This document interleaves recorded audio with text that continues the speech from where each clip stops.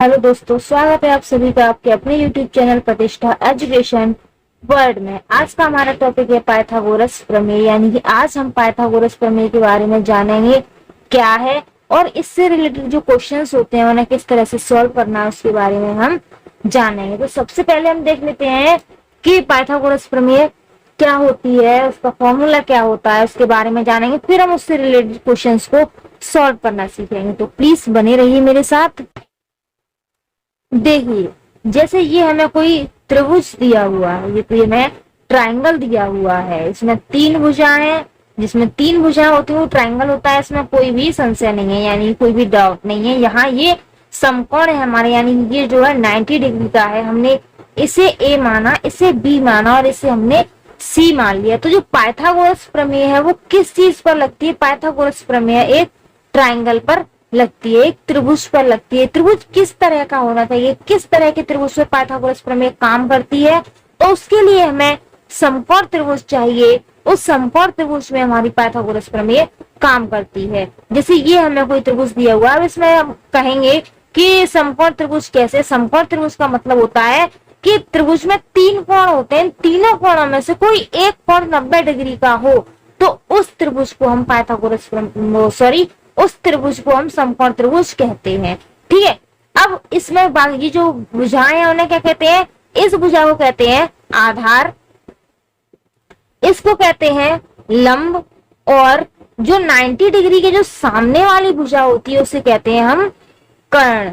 Okay, आधार यानी कि जो बेस होता है इसे बी कहते हैं। लंब ये हो गया परपेंडिकुलर, इसे पी कहेंगे। कर्ण यानी कर्ण हो गया हमारा हाइपोटेन्यूस, यानी कि ये हो गया हमारा एच।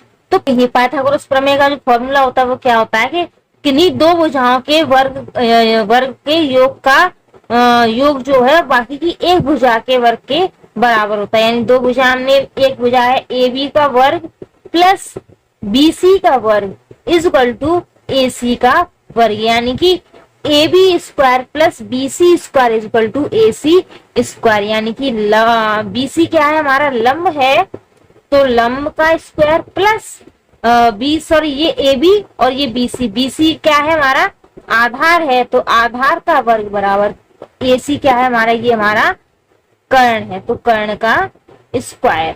ठीक है, यानी कि लंब का स्क्वायर प्लस आधार का स्क्वायर इज इक्वल टू कर्ण का स्क्वायर।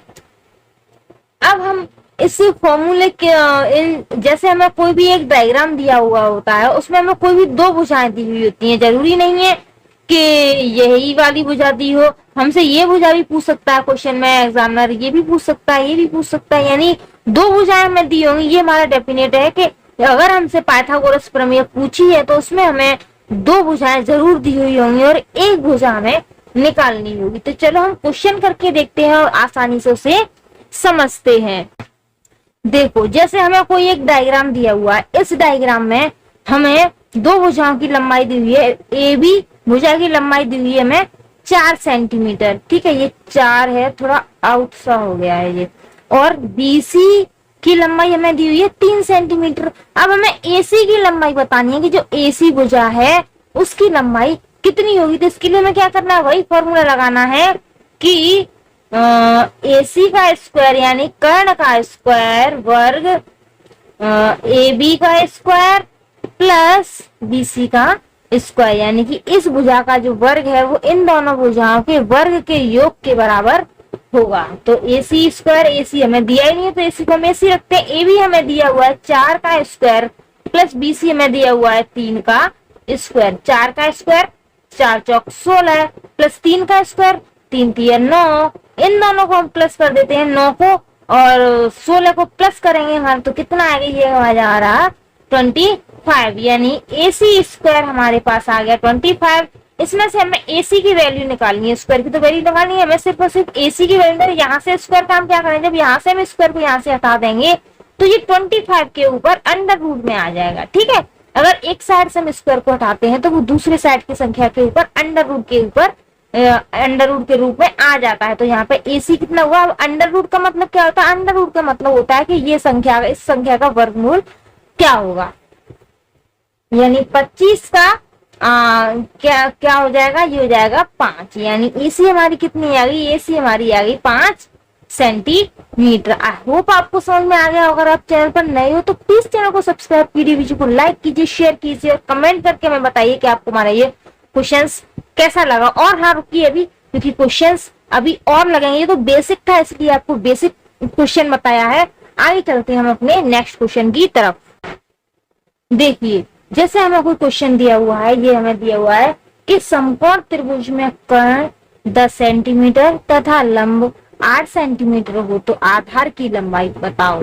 ठीक है, हमें डायग्राम नहीं दिया हुआ है। पहले वाले क्वेश्चन में क्या था, हमें डायग्राम दिया हुआ तो उसमें बता दिया गया था ये है ये है, लेकिन यहाँ मैं क्या किया, डायग्राम नहीं दिया है, इसमें डायग्राम भी खुद बनाना होता है कि इसमें से कर्ण 10 सेंटीमीटर दिया तो कर्ण हम कौन से भुजा को मानेंगे, लंब हमारा 8 सेंटीमीटर वो कौन सी है, आधार की लंबाई हमें बतानी है। तो सीधे हम अपना ट्राइंगल बनाते हैं। पहले हम 90 डिग्री वाला ये हमने ये बना लिया। ठीक है, इसे हमने रखा ए बी और सी। इसमें ये बता रहा कर्ण, कर्ण कौन सी भुजा होती है, 90 डिग्री के सामने वाली भुजा ही कर्ण होती है, तो ये वाली भुजा होगी कर्ण।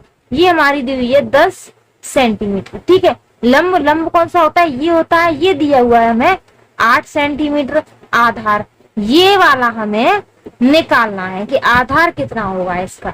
ठीक है, अब हम देखते हैं कि क्वेश्चंस जब एग्जाम में इस तरह से आते हैं तो उन्हें सॉल्व करने का क्या तरीका होता है। तो सबसे पहले हमें क्या करना होगा, सबसे पहले हम लिखते हैं कि दिया है। अब क्या दिया है वो हमें लिखना है, दिया है मतलब गिवन।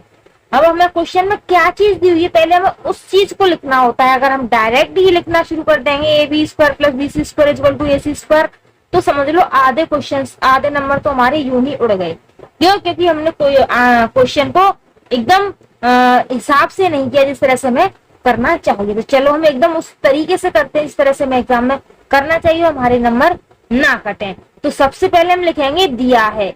तो हमें क्वेश्चन में क्या क्या दिया है, इसमें दिया हुआ है कर्ण, कर्ण बराबर दिया हुआ है हमें 10 सेंटीमीटर और लंब दिया हुआ है हमें, लंब बराबर दिया हुआ है हमें 8 सेंटीमीटर। ठीक है, अब इसमें हमें निकालना क्या है, यहाँ पे लिखना है कर्ण बराबर 10 सेंटीमीटर और लंब बराबर 8 सेंटीमीटर। तो इसमें हमें ज्ञात, अब यहाँ लिखेंगे हम कि ज्ञात करना है,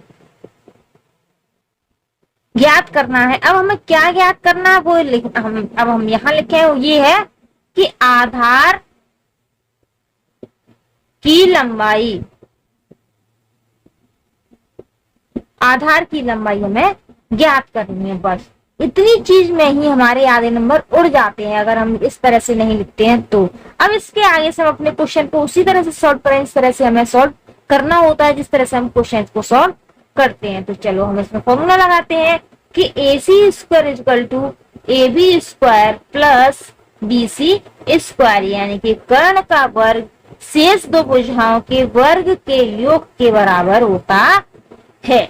चलो एसी हमें कितना दिया हुआ है, एसी हमें दिया हुआ है 10 स्क्वायर कर दिया, ए बी हमें दिया हुआ है 8 का स्क्वायर प्लस बीसी हमें नहीं दिया है तो हम बीसी को बीसी ही रहने देते हैं। 10 का स्क्वायर 100 इक्वल टू 8 का स्क्वायर 64 प्लस बीसी को बीसी का स्क्वायर रहने दिया। अब हम क्या करते हैं, 100 को यही रहने दिया, 64 को हम इक्वल टू को इधर लाए तो ये माइनस का हो जाएगा, minus 64 equal to BC square. अच्छा 100 में तो जब 64 को हम माइनस करेंगे तो ये बचेगा हमारा 36 इक्वल टू बीसी स्क्वायर। अब हम क्या करेंगे, जब बीसी से पहले हम इसको इधर कर लेते हैं, ठीक है, बीसी स्क्वायर इक्वल टू 36 इतना हो गया। अब थोड़ा हम यहाँ कर देते हैं, यहाँ नीचे आपको दिखेगा, ठीक है। अब करते हैं BC इक्वल टू, अब जब यहाँ से हम स्क्वायर को हटा देंगे तो इधर अंडर रूट आ जाएगा, ये 36 हो जाएगा।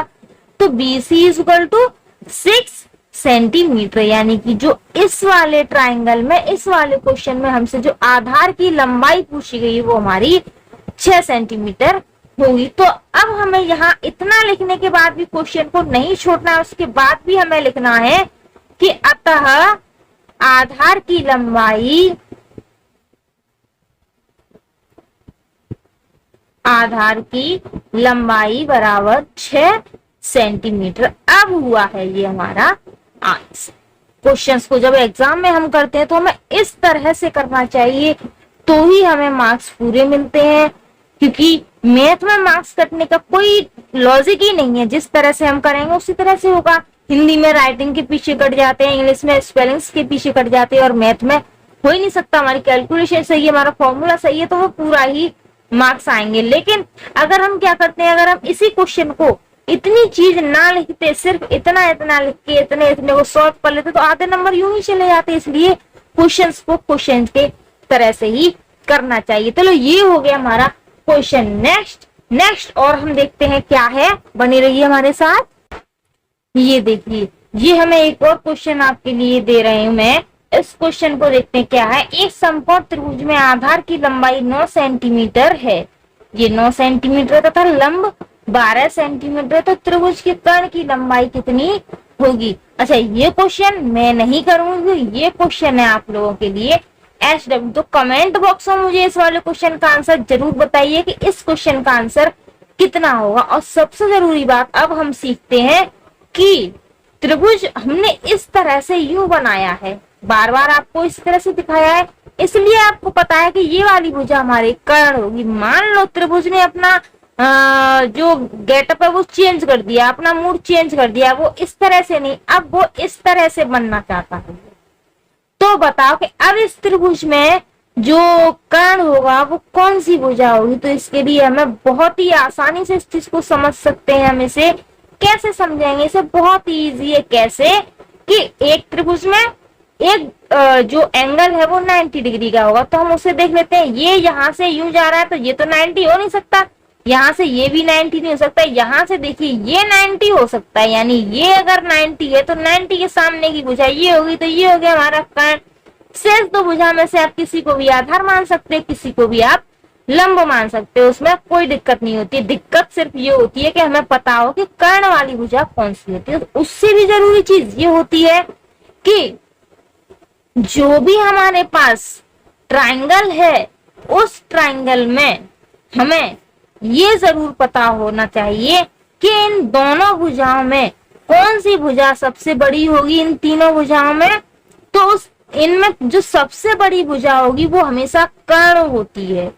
ठीक है, 90 डिग्री की जो सामने वाली जो भुजा होती है वो हमेशा इन दोनों भुजाओं से बड़ी होती है। इस चीज को हमेशा याद रखना। अगर क्वेश्चन आ भी जाता है एग्जाम में कि पाइथागोरस प्रमेय में सबसे बड़ी जो भुजा होती है वो कौन सी होती है, या एक समकोण त्रिभुज में, मान लो पाइथागोरस नहीं भी कहा, उसने कह दिया कि एक समकोण त्रिभुज में कौन सी भुजा कर्ण होती है, या कौन सी भुजा की लंबाई सबसे ज्यादा होती है, तो उसके लिए हमें आंसर में क्या ऑप्शन दिए होंगे।